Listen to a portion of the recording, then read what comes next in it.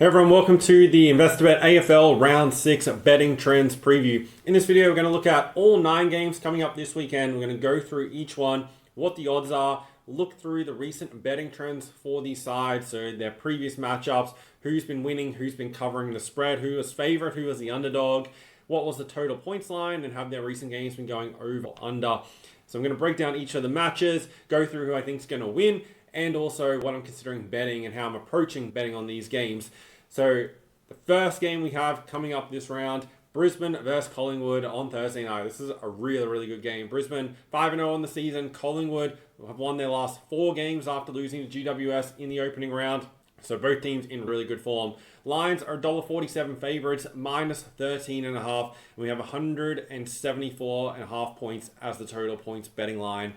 Firstly, looking at the total, 5 of the past 7 between these two sides have gone over the number. However, the past 2 games went under, and we have a higher number for this game. Last time they met at the MCG last season was 170.5, and when they met in round 3 at this venue at the Gabba last year, it was 172.5. So only a slightly higher number. That matchup had 164 points scored, so only just went under the number. Would be leaning towards the over at this stage. Last weekend, the Collingwood game against the Swans, Collingwood scored 109 points and it went over the total in that matchup. And Brisbane's coming off back-to-back scores of 118 points and their last 2 games have gone over. This is definitely a tougher matchup for them. They've been playing some low-ranked defensive sides. Collingwood right now this season are only conceding 68 points a game, which is very good. Ranked second all in the league. So that could definitely be enough to keep it close. However, the past 2 games, Swans, Carlton, they've also played Western Bulldogs and Port Adelaide. None of those sides are ranking high in terms of points scored this season, whereas the Lions rank 5th at 97 points a game as it currently stands. So would lean towards the over overall, but I'm probably not super keen on getting involved at the 174.5 number. Brisbane's 2 games at the Gabba this season both went under against West Coast and Geelong. The Geelong game was played in wet conditions. The West Coast game, Brisbane got off to a super slow start. Think Brisbane can get the job done and win this game though at home. We've seen pretty much every game this season, they do what they need to do to win the game. So like the Lions at the 1-39 is probably like the best way of approaching this game as I'm currently looking at it, and I think they can get over Collingwood by a small margin. Collingwood have won the past 3 against them. Last season, they won by 1 point and 20 points at the Gabba. And then in 2023, in the grand final, Collingwood got over by 4 points. Brisbane definitely want to beat Collingwood. They cost them the grand final in 2023, and they lost both games against them last season. I think this game, Brisbane will still have it circled to try and beat the Pies, and I think they can get over the line at home in a sold-out Gabba on Thursday night. Then, first game on Friday, we have North Melbourne versus Carlton. Carlton off their first win of the season. North Melbourne also have only won 1 game this year. Carlton start favourites here, $1.36 and minus 18.5. And the total is 180.5 for this matchup. The past 7 between these two sides have all gone over the number. Last time they met in round 19 last season at Marvel, it was 184.5 and sailed over that number, 195 points being scored. North Melbourne are 4-1 to the over so far this season. Carlton, every game has gone under though, so they're the side that's questioning whether they can get enough points. However, they're coming off their best scoring game of the season, 121 points last week against West Coast, and they definitely could have scored more than that had they been a bit more accurate. So there are those signs there that they have points in them. And I doubt Harry Mackay will be playing this game, so that takes away a little bit of their forward presence. North Melbourne's defense, though, ranks bottom 3 in most metrics. So Carlton will get their chances. I think they should win this game. They're a little bit hard to trust, but you have to keep in mind, they've led at halftime in every single game that they played this season. Those 4 losses were all just because of they didn't play 2 halves or 4 quarters, I guess you could call it. But I think they'll get the win here against North Melbourne. They've won the past 4 games against them. Don't think $1.36 is too bad of a price. Probably Carlton win by the 1-39 margin is how I'd also be looking at it. And from a total perspective, would be leaning towards the over. Carlton will find points in this game. North are also a side that has points in them. We've seen them score 89 plus on 3 or 5 occasions so far this season. And they are coming off the game against Gold Coast last week. And Gold Coast ranked third defensively, which is now what Carlton are going into this game. North Melbourne still scored 89 last week against them. So I think I'll be leaning towards the over and Carlton to get over the line. Next game, we have West Coast versus Essendon over in Perth. Essendon are favourites though, $1.22, minus 26.5. They've won the past 4 against the Eagles. However, West Coast have covered the past 3 now. They met over there last season and Essendon won 77-71, which went under 168.5 as the total. So we have an 8-point higher total than the last time they met at this venue with this 176.5 number. Essendon are the better attack and defense. West Coast ranked last in both categories. So Essendon should be winning this game if they bring somewhere near their best. Obviously back-to-back road games considering they played in Adelaide last week. Defensively, they've been very good. They've kept Melbourne to 57 and Port Adelaide to 60 points across their past 2 games. Against West Coast, they only average 58 points a game. I think they're well positioned to keep West Coast to a low number and do enough to win. I'd lean towards them covering the 26.5 spread. West Coast will need a big turnaround here to be able to keep this game somewhat close, especially considering like Essendon scored 122 on them in the middle of last season in round 15. From a total perspective, at that 176.5, West Coast are 3-2, favouring the over so far this season, and Essendon coming into this game are 2-2. Their last 2 games though have gone under, largely due to the fact their opposition can't score. If I was to play a total in this game, I'd more so be looking at the individual team totals and team total to go over.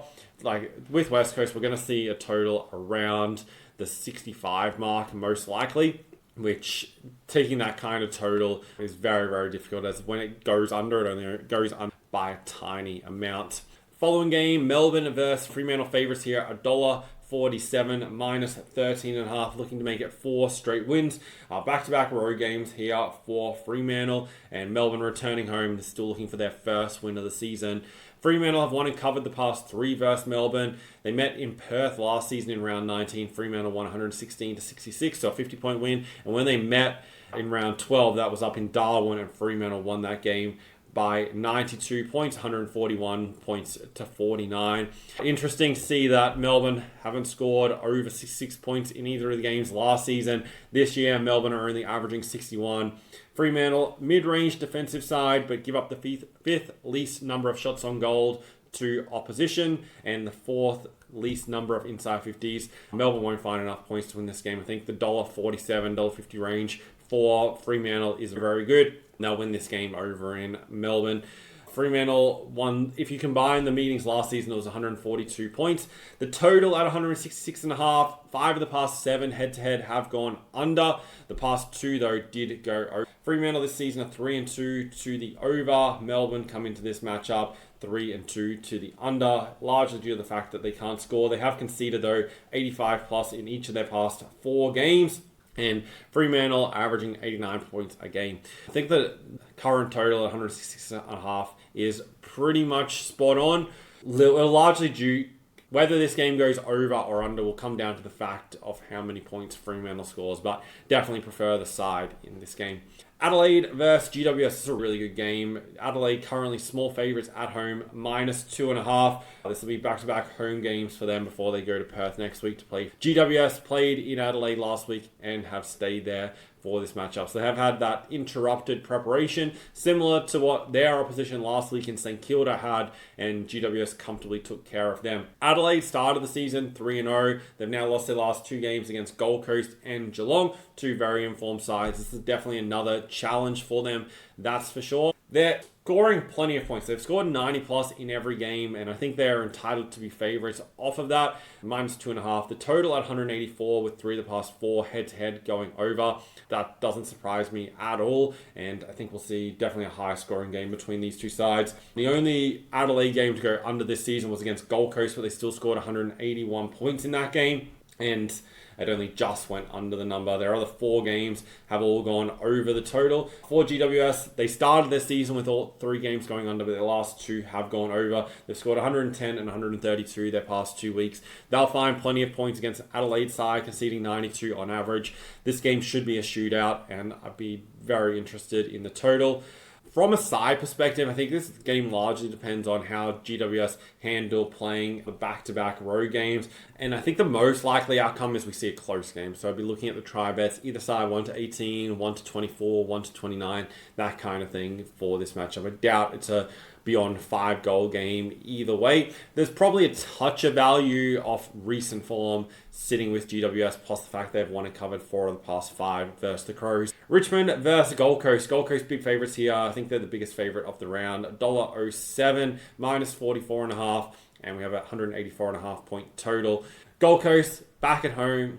Gold Coast looking to start the season 5-0. They're the number 1 attacking side, top 4 defensive side. They'll win this game, even though it's down in Melbourne. It's just a question of how much they win by. They've won and covered the past 5 versus Richmond. So not only they're playing much, much better at the moment, they're also having a great record and recent form back to 2021 against the Tigers. Last time they met was round 24 at this venue last season, and Gold Coast won 94-66. Gold Coast will score 100 plus points in this game. They've done that in 3 or 4 games this season. They've scored 120 plus in 3 or 4, plus the 91 against the Crows. And Richmond's coming off a 47-108 loss against Freo last week. They've conceded 108 in each of their last 4 games. The only team that didn't score 108 or more on them this season was Carlton back in round 1. Gold Coast are averaging 122 points a game. They'll run up a score here. They've had, for Gold Coast, they have had 1 game on the MCG this season, which was against Melbourne, and they scored 120 points in this game. Gold Coast run out comfortable big winners. The game probably will go over the total, even though it is 184.5, but you can see Gold Coast scoring 120 points. At bet option may be their team total to go. Another good game on Sunday, Sydney versus Port Adelaide. The Swans are favourites here at $1.42, minus 15.5. Swans are coming off a loss, and Port Adelaide are coming off a win. Swans come into this off extended rest, having played the Friday night game where Port Adelaide played on the Sunday. Do agree with the Swans being favourites though here at home.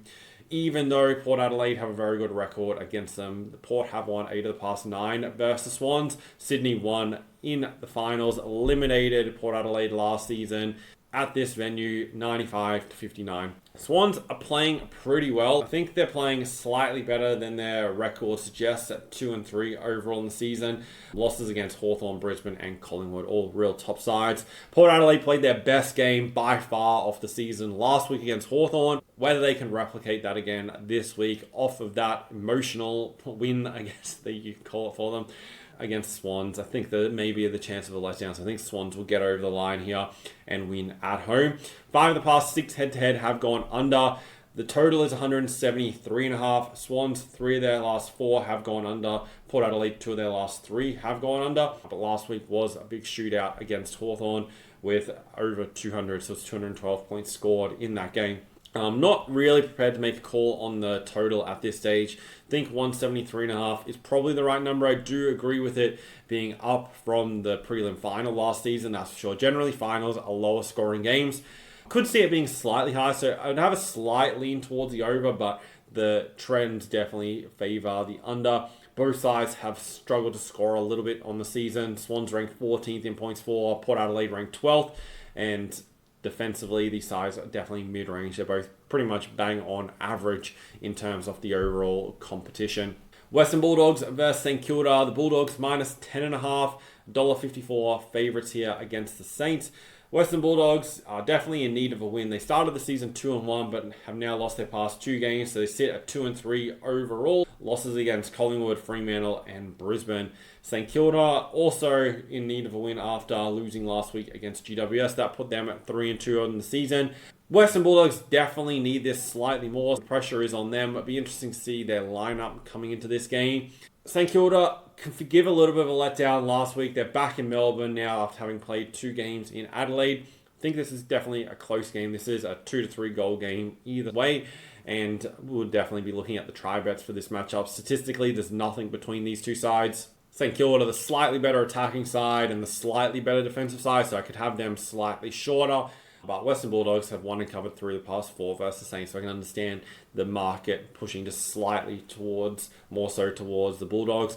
The total, 181.5, pretty high number. Like, one thing we are seeing high totals this week off of last week, so I'm definitely touch cautious with that. But St Kilda 4-1 to the over this season. Western Bulldogs 3-2 to the over. 5 of their past 8 head-to-head have gone over. Both sides averaging around the 90 to above 90 and both conceding over 90. I can see this game going over the number and it turning into a bit of a shootout. Like, the Saints are playing a real defensive side. Bulldogs were the number 1 defensive side last season, and that's not the case so far this year.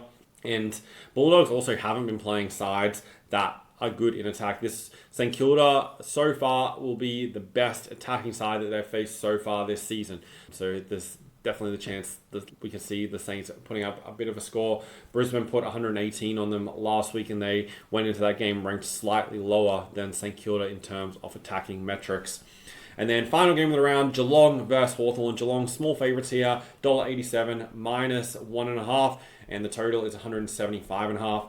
Geelong coming off the win against Adelaide last week, 119 to 100, and they've now won their past 2. They did beat Melbourne the week prior, but you can't really read too much into that. Hawthorn lost their first game of the season last week, losing to Port Adelaide. They were off the bye. Started the game completely off, but as the game wore on, they got a little bit better. Both these sides, very strong attacking sides and very even defensive side. There's not a great deal between them. Geelong have the good record though, winning and covering the past 3 versus the Hawks, and have won the past 3 each by 36 or more points. Last season, they met at the MCG in this corresponding fixture. Geelong won by 36, 106 points to 70 as 15.5 point favourites. So the gap between the sides definitely closed. That game was obviously early last year before Hawthorn really got their run on. When they met at GMHBA, this was a real letdown game for Hawthorn. Can't remember how many they'd won in a row, but they were on a big winning streak going into that game against the Cats, and they really got shown up. I feel like the market's probably right here with Geelong as favourites. I'm interested to see how Hawthorn respond off of last week. From a totals perspective, at 175.5, we are seeing a slightly high number. There has been that market adjustment. Both sides have plenty of points in them, and there's the chance this game turns into a bit of a shootout. Geelong have scored 106 or more in each of the past 3 versus Hawthorn. Hawthorn playing a lot better in attack than they were in any of those recent matches. So I think it'll go very close to this number, assuming conditions are good. So that's my early thoughts for all the games coming up this weekend. I post everything I'm betting and additional previews of breaking down games in the AFL Best Bets membership, which I'll link in the description. That's where you can also use all the AFL bet finders. Pretty much, if you can see how using statistics and using analytics can help you make better bets on the AFL and any sports in general, then I definitely recommend checking out the bet finders.